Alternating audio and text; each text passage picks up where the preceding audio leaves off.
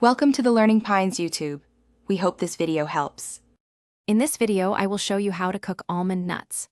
First, gather about 1 cup of raw, unsalted almonds, either whole or sliced. Cooking these nuts yourself is simple and delivers a delicious, crunchy treat far superior to many store-bought options. We will explore 2 popular methods for achieving perfectly cooked almonds. You will truly enjoy making these nutritious snacks right in your own kitchen. Start by selecting high-quality, raw, unsalted almonds for the best results. You can use whole almonds, slivered or blanched, depending on your preference for texture. Measure about 1 1/2 cups, or approximately 200 grams, for a good batch. It is crucial that your almonds are completely dry before you begin any cooking process. A little preparation ensures a perfect, crisp texture every time. For oven roasting, preheat your oven to a moderate 300 degrees Fahrenheit.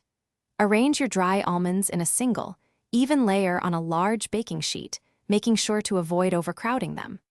Roast the almonds for about 10 to 15 minutes, gently stirring them halfway through the cooking time. They are ready when they achieve a light golden brown color and release a wonderfully toasty aroma throughout your kitchen.